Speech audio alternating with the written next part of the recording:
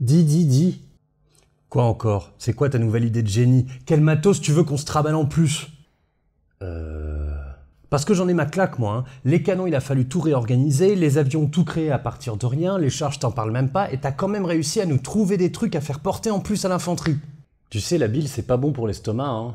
C'est toi qui est pas bon pour mon estomac. Mais vas-y, je te laisse une dernière chance. C'est quoi ta nouvelle arme de la victoire?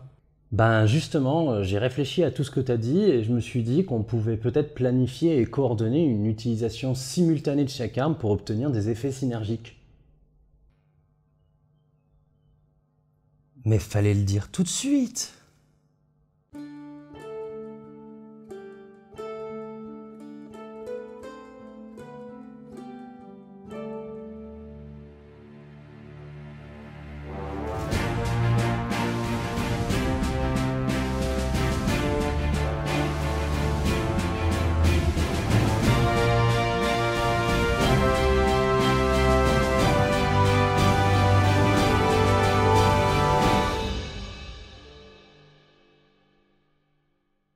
Aujourd'hui, nous terminons la série sur les enjeux de l'emploi de matériel complexe durant la Première Guerre mondiale et on va enfin pouvoir parler interarmes.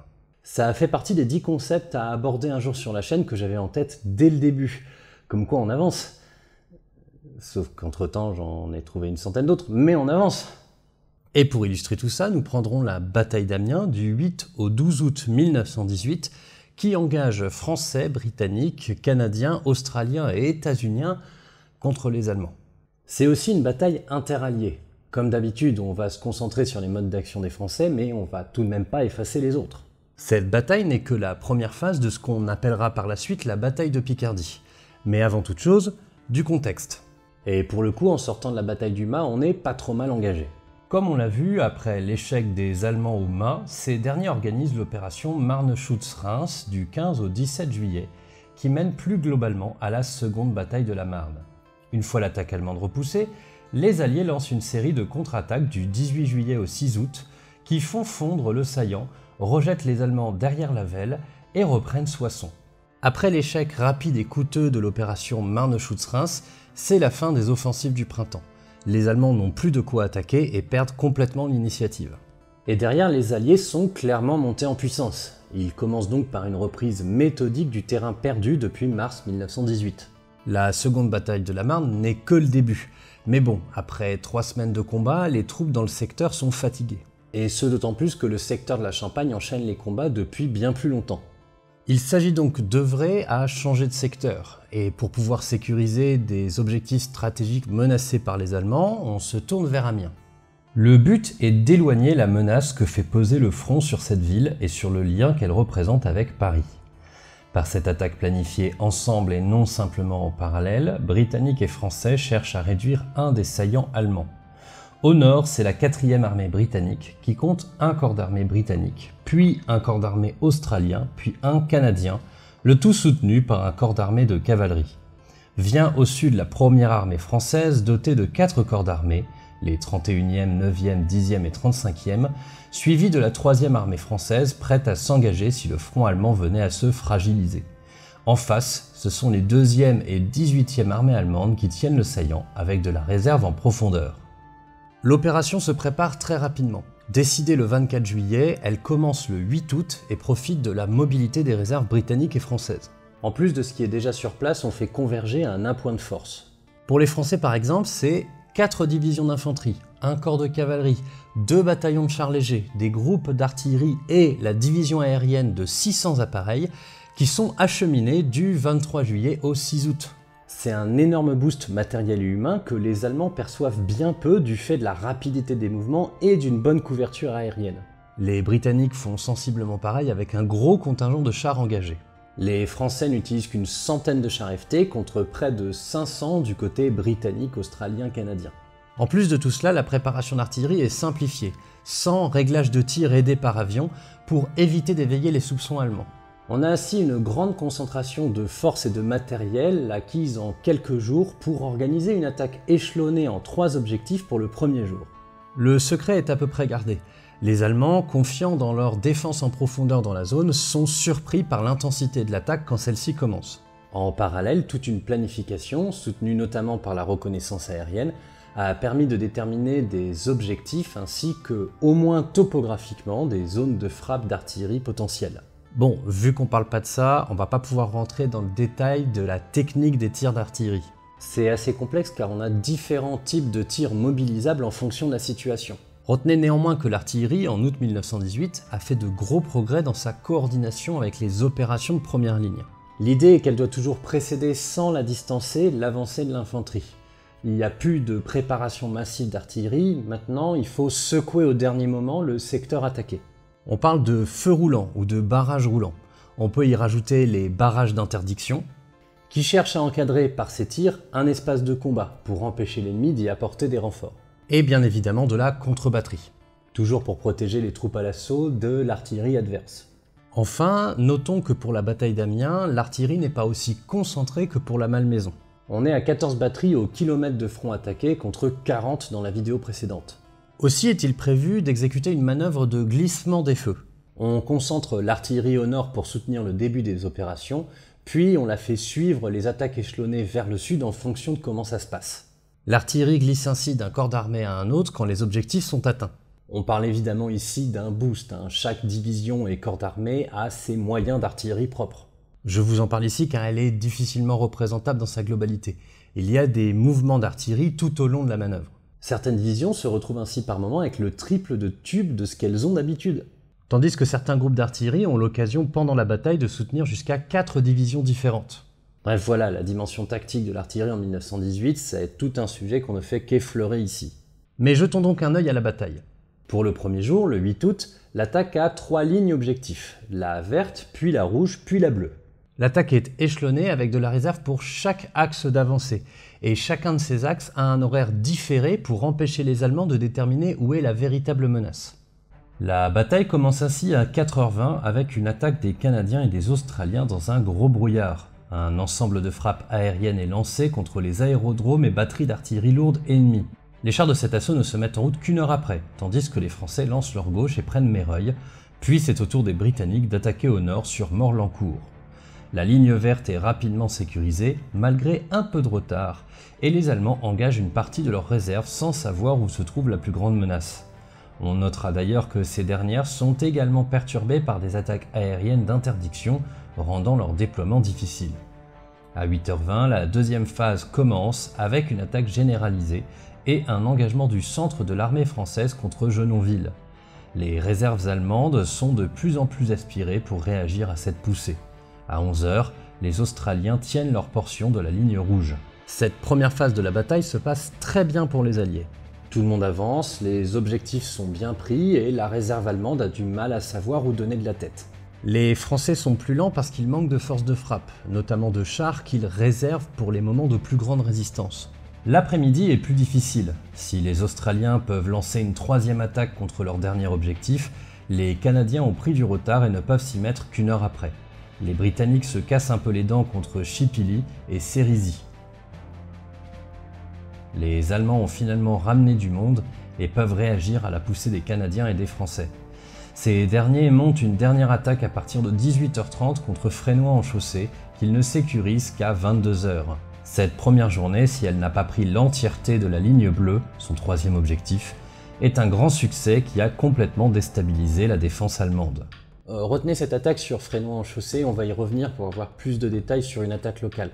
Mais d'abord, on va enchaîner sur les jours suivants. La réussite du 8 août, outre la capture de positions et de troupes allemandes, c'est qu'elle a attiré l'attention sur le secteur des Canadiens et des Australiens. La droite française, en attendant, est restée bien sage et s'apprête, avec l'armée à sa droite, à engager la bataille de Montdidier. Ainsi, le 9 août, au nord, les Britanniques n'ont qu'à tenir leur position, renforcée par une division états-unienne. En revanche, Australiens, Canadiens et Français reprennent leur avancée et attirent encore plus les forces allemandes.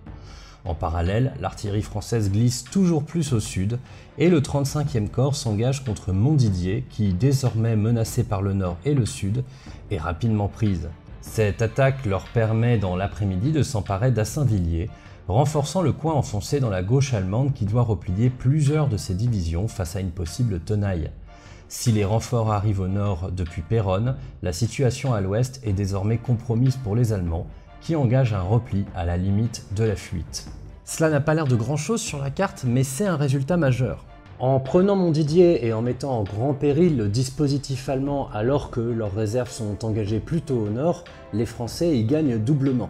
Déjà, avec Montdidier, ils tiennent désormais toute la ligne de chemin de fer Paris-Amiens, ce qui était un des objectifs pour libérer la ville de la pression. Ensuite, avec un tel déséquilibre, ils savent que les Allemands ne pourront pas tenter de contre-attaque, donc qu'ils peuvent pousser. Et de fait, les Allemands préfèrent se replier sur une ligne plus cohérente. Le 10 août, sur tout le secteur français étendu à la 3e armée déjà prête à attaquer, les Allemands se retirent, faisant disparaître de fait le saillant et délivrant entièrement Amiens de leurs menaces. Les Canadiens et le corps de cavalerie britannique tentent de profiter, mais les Allemands se sont rééquilibrés. Sur un front de 40 km, ils ont ainsi reculé en 3 jours d'entre 15 et 25 km. Avec ça, Montdidier et Amiens sont définitivement sécurisés. Il y aura d'autres poussées le 11 et le 12, mais les Allemands se sont rééquilibrés. C'est la fin de la bataille d'Amiens. C'est une victoire très claire des Alliés qui d'ailleurs ne s'attendaient pas à de tels résultats. Ils n'avaient pas prévu de percer, mais bien de déséquilibrer la défense allemande. De toute manière, les chars n'auraient pas pu suivre. Reste que les résultats sont là. Une grosse avancée, un objectif stratégique sécurisé et une domination matérielle énorme. Sans parler des pertes, car si les Alliés en accusent 46 000 contre 40 000 du côté allemand, il faut y rajouter les 30 000 prisonniers qu'ils ont faits, ce qui témoigne d'un effondrement moral des défenseurs. La bataille d'Amiens n'est que la première d'un ensemble d'opérations que l'on nomme l'offensive des 100 jours et qui va mener à l'armistice du 11 novembre 1918.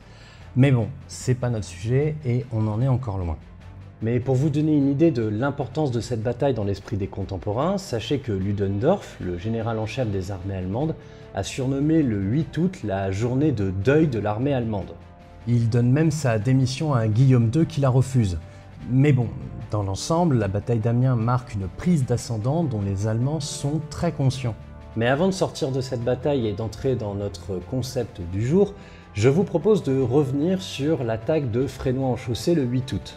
Je me permets de la reprendre parce que dans le récit qu'on vient de faire, le point de vue corps d'armée et division ne permet pas de prendre conscience de certaines réalités tactiques. Or, c'est important pour notre propos car tout au long de la bataille, aviation, chars, artillerie et infanterie n'ont eu de cesse de combiner leurs actions, ce qui nous intéresse. Nous revenons donc à Fresnoy-en-Chaussée. On représente l'échelon compagnie, il est 18h30. Après une journée déjà bien remplie, les Français s'engagent contre le village avec 3 compagnies de chars légers FT, 6 compagnies de tirailleurs, 5 de chasseurs à pied et 3 d'infanterie. En face, seulement 10 compagnies sur la défensive. Coordonnées grâce à une liaison avion, les forces françaises se mettent en place tandis que l'artillerie frappe dès 18h30 des points topographiques pouvant servir des positions défensives aux Allemands, ainsi que Fresnoy-en-Chaussée. À 19h15, une compagnie de chars passe à gauche pour soutenir une attaque d'infanterie sur le village. Une autre attaque est menée au centre avec une autre compagnie de chars, tandis que la dernière enfonce un coin entre la ligne allemande et le sud de Fresnoy-en-Chaussée. Alors que le combat dans le village se mène maison par maison, les forces françaises contrôlent de plus en plus les extérieurs. Les Allemands se replient finalement d'un demi-kilomètre pour refaire une ligne, abandonnant le village qui est entièrement conquis à 22h. Cette attaque, elle est pas mal parce qu'elle témoigne d'une très grande adaptabilité tactique pour monter en quelques heures à un assaut qui combine infanterie, artillerie et chars. Grâce à beaucoup de communication et un soutien aérien de détermination des cibles, l'artillerie a pu frapper rapidement des points forts pour ensuite laisser faire. Et au sol, l'infanterie a rapidement monté une attaque en pince sur le village, chaque axe étant soutenu par des chars. Le tout après une journée entière de combat, c'est quand même impressionnant. Et dites-vous que ça, c'est un petit secteur, et que ça se répète tout au long de la journée sur plusieurs endroits du front. Bon, les chars sont pas engagés à tous les coups, ils n'ont pas l'autonomie. Mais voilà, à côté, l'artillerie doit suivre les avancées pour que ces tirs restent des soutiens pertinents. Et on n'a pas parlé de l'aviation qui remplit plusieurs missions pendant les opérations. Déjà, les renseignements et la reconnaissance. Il y a aussi plusieurs groupes de chasse qui sont là pour mener une bataille aérienne aux Allemands. Oui, bon, m'en veuillez pas si je développe pas le concept de bataille aérienne qui est bien identifié par les contemporains. Dites-vous pour simplifier qu'ils cherchent la domination dans le ciel comme à Verdun. Et puis bon, après, c'est tous les avions d'aide au tir d'artillerie et les avions de liaison qui suivent l'infanterie pour connaître leur avancée et tenir au courant les canons derrière pour guider leurs tirs et les aider à être le plus pertinent possible. comme à Frénois en chaussée. Sans compter en plus tous les avions de bombardement qui frappent en profondeur pour perturber les mouvements de la réserve allemande. Ainsi que, pour terminer, les avions de soutien au sol qui attaquent depuis le ciel les nids de mitrailleuses ou l'infanterie qui serait à découvert pour aider l'avancée. On a ainsi par exemple des avions qui mitraillent une position allemande, préviennent l'artillerie pour que cette dernière puisse frapper cette même position, puis qui suivent le repli des troupes allemandes pour y guider une attaque d'infanterie. Donc entre ça et la protection qu'avions et artillerie apportent à l'infanterie par la contre-batterie ou la chasse, vous vous rendez bien compte qu'il y a tout un environnement très actif et réactif autour de ces attaques comme en Frénois en chaussée. Et c'est bien ce qui nous intéresse ici, car le concept que nous voulons développer aujourd'hui, c'est celui de combat interarmes. Je sens que ça va encore être un truc compliqué pour un truc simple. Oh, à l'inverse, c'est plutôt un concept simple pour une mise en œuvre compliquée. Allez, vas-y, c'est quoi le combat interarmes? Le principe du combat interarmes consiste à engager tactiquement l'action de plusieurs armes simultanément. C'est tout? C'est tout. Enfin, il faut tout de même que ce soit fait intelligemment. Cet emploi simultané doit apporter quelque chose et ne doit pas être confondu avec du soutien. Bon bah développe là, au lieu de faire durer. En gros, le but c'est d'obtenir une synergie. Chaque arme a ses forces et ses faiblesses. Elle peut remplir des missions et il y a des contre-mesures qui peuvent l'arrêter. L'artillerie, ça détruit, ça déséquilibre la défense ou les mouvements adverses, mais ça occupe pas trop le terrain par exemple. Ainsi, en utilisant en même temps et de façon structurée plusieurs armes, on peut produire des combinaisons où elles se renforcent ensemble ou, à tout le moins, imposent un dilemme tactique à l'adversaire. Exemple simple, une frappe d'artillerie combinée à une attaque d'infanterie sur une position de mitrailleuse impose un dilemme. Soit les servants de la mitrailleuse restent cachés et dans ce cas l'artillerie est inefficace mais l'infanterie viendra les capturer. Soit ces servants sortent et dans ce cas ils peuvent enrayer l'attaque de l'infanterie mais se mettent à la merci des obus de l'artillerie. Bien évidemment cet exemple c'est une version très simple du combat interarmes, le niveau 0, mais c'est déjà difficile à atteindre. Parce que pour obtenir le dilemme, l'enjeu c'est vraiment la simultanéité. La coordination n'a rien d'évident et est même quelque chose de risqué. D'ailleurs, pendant longtemps, pendant la Première Guerre mondiale, infanterie et artillerie fonctionnaient plutôt en séquence. L'artillerie conquiert, puis l'infanterie occupe, pour éviter les tirs amis, etc. Mais cette approche, qui relève plutôt du soutien que de l'interarme, laisse le temps à l'adversaire de changer de posture. Pour notre exemple, la mitrailleuse reste cachée et quand les obus cessent de pleuvoir, elle sort le plus rapidement possible pour s'opposer à l'attaque de l'infanterie. Mais bon, là on s'est fait un exemple tranquille, sauf qu'en 1918, les Français, et les Britanniques également d'ailleurs, ont développé une combinaison interarmes autrement plus complexe. Les deux n'ont pas vraiment la même approche d'ailleurs, mais bon, on va se concentrer sur les Français. On a pu le voir pendant la série, les options tactiques ouvertes par le matériel n'ont rien d'évident à mettre en œuvre. L'utilisation de canons en masse, de chars ou d'avions est conditionnée à toute une infrastructure, à une logistique, à une organisation et à des situations tactiques. Et à force d'expérience, les Français ont développé une spécification de leurs enjeux à travers le développement de leur système d'armes et de leur doctrine d'emploi. L'avion a créé des branches spécialisées, le char a trouvé sa place dans un système tactique. Mais il ne faut pas confondre. Ce que nous avons vu à la Malmaison, par exemple, ce n'est pas encore du combat interarmes. Oui, avions et canons servent à créer l'environnement rendant possible l'emploi des chars, mais on est dans le soutien, ce n'est pas simultané. Pareillement, la spécialisation de l'infanterie qu'on a vue dans la vidéo précédente ne relève pas d'un interarme interne à l'infanterie. Le matériel qu'elle acquiert la muscle très clairement, mais ça ne change pas ses missions ou ses capacités. Ça reste de l'infanterie, elle est juste plus performante pour ses missions. Par contre, ce qu'on a vu aujourd'hui, c'est une autre paire de manches. Là, on voit très clairement, en plus de toute la préparation, des actions où l'infanterie est en lien avec l'aviation, l'artillerie et les chars pour une attaque simultanée. Mon exemple de Frénois en chaussée est aussi là pour l'expliciter. L'infanterie, arrivée un peu après 18 h, obtient rapidement un soutien de l'artillerie qui frappe les positions fortes allemandes. S'engage alors un assaut combinant chars et infanterie, le tout surveillé par avion. La simultanéité reste cependant très difficile à rendre car elle relève parfois de la potentialité. L'aviation et l'artillerie, en plus de soutenir au sol, restent capables de répondre à une intervention de l'artillerie ou de l'aviation adverse, soit par la chasse, soit par la contre-batterie. Sur l'ensemble de la bataille, on remarque ainsi qu'aucune arme n'est plus essentielle que les autres. Chacune a joué un rôle important pour l'ensemble. Et c'est bien l'année 1918 avec le retour du mouvement qui institue cette dynamique interarmes. Les avions interviennent ainsi 3 fois plus au profit des troupes au sol qu'en 1917, tandis que l'artillerie a appris à se mouvoir pour me suivre les attaques. Les chars sont également adaptés à leur mission de soutien de l'infanterie en utilisant la complémentarité des chars légers FT, des chars moyens et des troupes. L'artillerie spéciale, les chars quoi, est également mieux couverte par l'artillerie et mieux suivie par l'aviation pour être protégée de la menace de l'artillerie adverse, comme à la Malmaison. Ainsi, l'interarmes pose une nouvelle question technique. Car si depuis le début on pouvait parler d'opérabilité du matériel, là on va commencer à parler d'interopérabilité.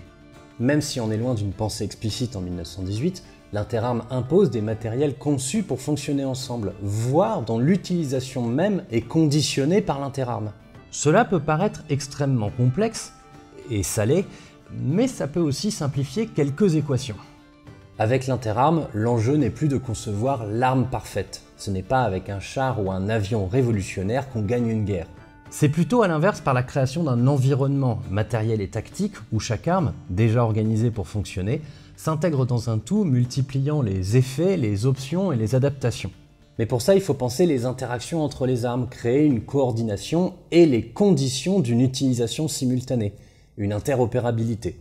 Et pour cela, en 1918, autant on ne redéfinit pas tout le matériel pour l'adapter à l'interarme, autant on doit rajouter à chaque arme une dimension qui s'est également développée tout au long de la guerre, la communication.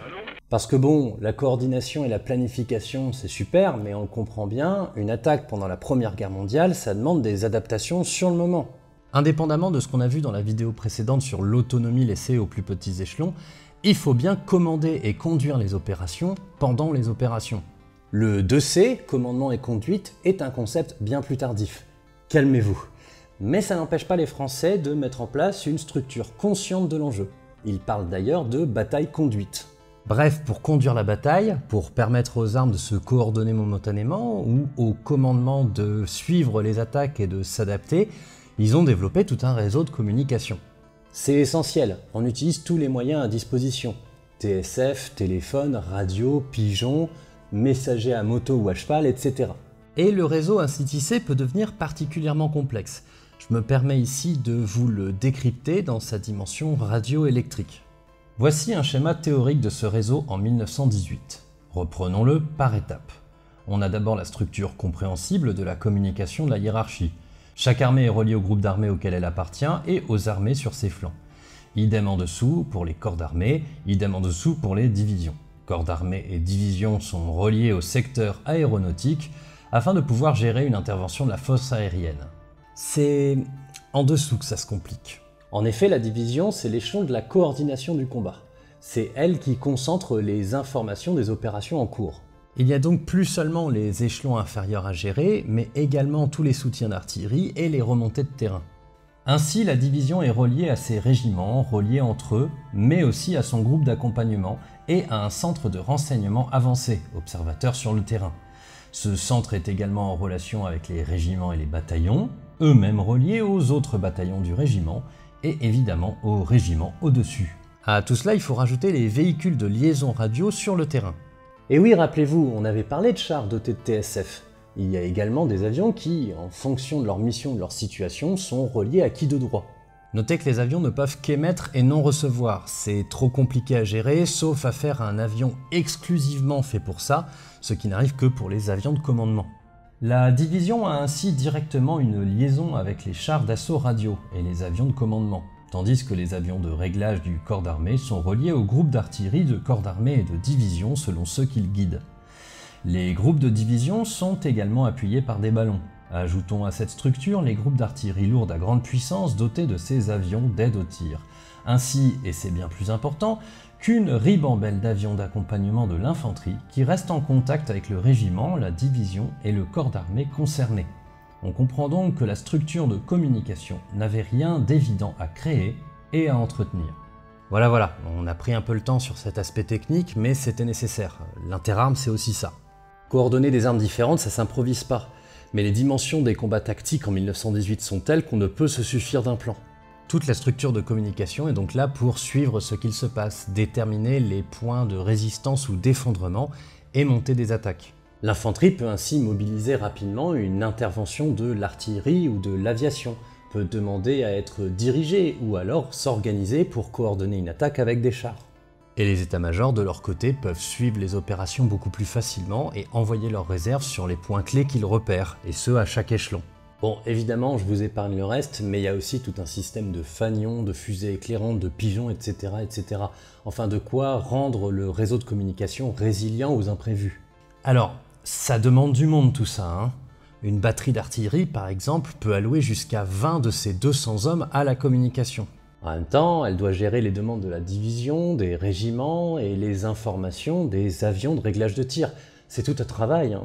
Alors évidemment, tout cela n'est rendu possible que par une formation adaptée qui insiste sur l'interarmes et sur la nécessité d'entretenir des liens entre infanterie, artillerie, aviation et chars. Vous commencez à avoir l'habitude. Remarquons aussi qu'un des autres enjeux du combat interarmes réside dans l'échelon auquel on le permet. À l'image de ce dont nous avons discuté dans l'épisode précédent sur l'accès à l'appui de la mitrailleuse pour l'infanterie, le combat interarmes doit se structurer autour d'un niveau. En 1918, c'est bien l'échelon division qui concentre cette capacité interarmes. Un régiment d'infanterie n'a pas accès aux options de soutien que sont les avions, les chars ou l'artillerie.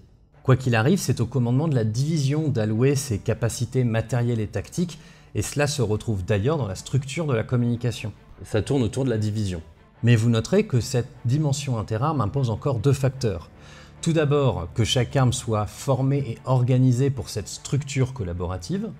Et ensuite, que chaque arme soit disponible assez rapidement pour agréger une force interarmes dans l'objectif d'organiser une attaque ou une défense. Pour le premier point, c'est essentiellement aux chars, à l'aviation et à l'artillerie de s'adapter aux besoins de manœuvre de l'infanterie et de clarifier leur position dans cet ensemble tactique. On l'a vu rapidement pour la bataille d'Amiens, mais l'artillerie ne peut plus se suffire d'être fixe. Elle a dû donc se réorganiser pour reprendre de la mobilité. Pour cela, la motorisation tombe bien. L'artillerie de tranchée perd également de son importance, et des mortiers sont en partie remplacés par des obusiers à l'échelon division. Ainsi, on a plus d'impact dans la profondeur et plus de suivi des mouvements de l'infanterie, qui n'est plus limité à des espaces dessinés par des tranchées et des no man's land. À tout cela, ajoutons l'amélioration et la spécification des méthodes de tir, les préparations sont plus courtes, etc. Je développe pas. Avec le retour du mouvement, les missions aériennes se multiplient et doivent changer de méthode. L'aviation évolue également en créant deux branches entre les unités de travail, ce qui aide les autres armes, comme la reconnaissance qui reste THE mission, les photos aériennes, les réglages de tir, etc. et les unités de combat, à l'action plus directe, comme la chasse, le soutien au sol ou les bombardements. Mais n'isolez pas pour autant les unités de combat, hein. La chasse par exemple évolue et apprend de plus en plus à collaborer avec la DCA au sol. Tandis que les bombardements œuvrent à perturber les mouvements de réserve en profondeur en fonction des combats en première ligne. Pour les chars évidemment, on a également des adaptations. Au-delà de ce qu'on a déjà décrit à la Malmaison sur l'artillerie et l'aviation, allouant des ressources pour protéger les chars. Avec les chars FT, on crée des bataillons de chars légers dévolus entièrement au soutien de l'infanterie. La différence faite entre chars mâles dotés d'un canon de 37 mm et chars femelles dotés de mitrailleuses amène des mouvements tactiques spécifiques. Par exemple, pour les chars FT, une section, c'est 3 chars canons et 2 chars mitrailleuses. Au combat, ils occupent entre 200 et 400 mètres de front. Les chars canons servent à fixer l'adversaire et doivent former un centre contre tout nœud de résistance ou nid de mitrailleuse. Les chars mitrailleuses servent en revanche à déborder. Le tout est ainsi pensé comme une opération micro-tactique au soutien de l'infanterie qui utilise l'appui-feu des canons et la mobilité et la résistance des chars pour tourner toute position ennemie un peu trop forte. On a aussi, on l'a vu, quelques chars radio. Et chez les Britanniques, on a également des chars de ravitaillement, les supply tanks. Au contact, ils permettent d'apporter munitions, grenades, fils barbelés et matériel de tranchée pour consolider rapidement une position prise. Bref, vous comprenez à travers ce tour d'horizon très rapide que l'interopérabilité en 1918 est pensée plus à travers l'organisation des forces. C'est plus par la doctrine d'emploi qu'on cherche à s'adapter ici, même si des matériels spécifiques commencent à être pensés, comme les chars lourds, mais ils arriveront trop tard. Il reste que cette dimension interarmes, pour intéressante qu'elle est dans ce qu'elle ouvre comme option tactique, impose de pouvoir agréger des éléments de chaque arme pour organiser une opération. C'est notre second point, le besoin d'une mobilité stratégique ou opérationnelle du matériel pour pouvoir organiser rapidement des attaques et conserver l'effet de surprise. On l'a un peu vu et je ne vais pas développer, mais la motorisation de l'infanterie, qui permet des mouvements de réserve, est articulé avec des concentrations de moyens au niveau du grand quartier général, qui peut ainsi allouer des ressources essentielles aux espaces clés. La division aérienne qui concentre des moyens aériens, les bataillons de chars légers à disposition et la réserve générale d'artillerie. Dans le même temps, par la diffusion des modèles d'organisation de l'infanterie et une instruction interarmes donnée sur tout le front, l'ensemble des divisions est plus ou moins opérationnel. Ainsi, il suffit au grand quartier général d'allouer des moyens mobiles de chars, d'aviation et d'artillerie à un secteur avec ses troupes propres pour créer rapidement une force de frappe interarmes. La malléabilité matérielle stratégique permet de cette manière de créer l'environnement interarmes rapidement dans les espaces visés. Aucun point du front n'est abandonné. Tous peuvent potentiellement déployer une opération interarmes et ce à peu de frais en termes de temps de préparation. La motorisation est ici essentielle. Donc voilà pour l'interarmes en 1918. En réalité, ce n'est pas le temps, le concept, l'utilisation simultanée de plusieurs armes pour obtenir des synergies tactiques, que la mise en application qui est complexe. Il faut articuler plusieurs systèmes d'armes, le prendre en compte dans la doctrine d'emploi, penser la communication pour finalement passer de l'opérabilité des matériels à leur interopérabilité. Évidemment, une fois qu'on est doté du mot interarmes, on a envie de le voir un peu partout. Les légions et leur déploiement en 3 lignes précédés par les vélites, interarmes. Les tertios et leur mix arquebuse, épée, pique, interarmes. Les divisions révolutionnaires puis napoléoniennes combinant artillerie, cavalerie et infanterie, interarmes. Bon, oui on pourrait le dire. Mais la Première Guerre mondiale apporte à ce concept d'interarmes celui d'interopérabilité des systèmes d'armes. Très franchement, ce serait un débat long et peu fructueux. Tout dépend de l'extensivité de la définition que vous donnez à l'interarme. Il n'est pas impossible qu'on ait eu des situations où l'utilisation de plusieurs armes ouvrait des options tactiques. Mais c'est quand même très souvent non simultané, plutôt alternatif. La présence de ces différentes armes est vue comme un enchaînement ou à la limite une option d'adaptation. Bref, je développe pas, c'est sujet à pas mal de disputes. Toujours est-il qu'en 1918, on est bien sur un emploi simultané de plusieurs matériels complexes, à une échelle jamais vue, et même avec des temporalités différentes. Imaginez-vous à la bataille d'Amiens, à Frénois-en-Chaussée. Plusieurs choses se développent en parallèle. Les obus qui frappent les positions devant vous ont été tirés il y a plusieurs dizaines de secondes, et les avions qui vous soutiennent en l'air ont décollé il y a plusieurs heures. L'engagement des chars impose leur vitesse à l'infanterie qu'ils soutiennent, tandis que les autres unités doivent s'engager sans eux avec leurs propres moyens d'appoint. Le tout avec dans le même temps des frappes en profondeur, des bombardements, des reconnaissances, du ravitaillement, qui ont une influence sur votre combat même s'ils ont lieu à plusieurs kilomètres de là.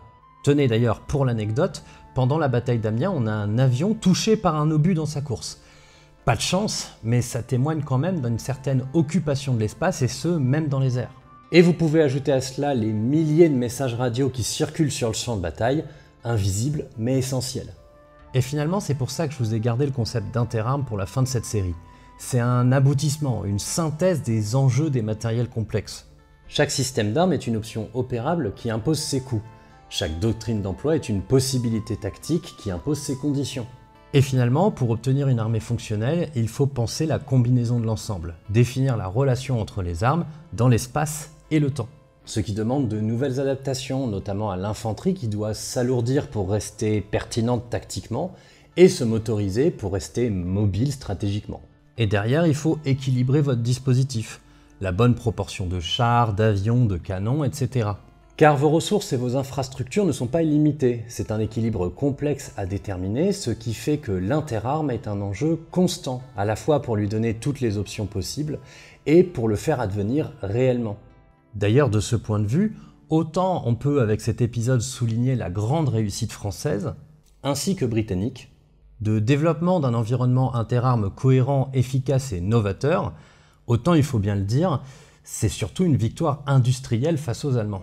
On reviendra un jour sur ce que ces derniers ont développé, mais on peut dire qu'ils sont passés à côté de l'interarme. Ou plutôt qu'ils ont développé une souplesse d'emploi d'unités spécialisées qui emportent tout avec elles. Mais bon, c'est pas le facteur majeur.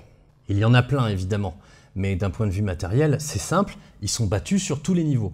Les Français, à eux seuls, ont bien plus d'avions, 2 fois plus de camions, sans parler des chars que les Allemands n'ont même pas vraiment développés. Il n'y a qu'en nombre de canons qu'ils dépassent les Français, mais sans la même motorisation et avec une production d'obus déficiente. Ce qui fait que Français et Allemands ont tiré à peu près autant d'obus en 1918.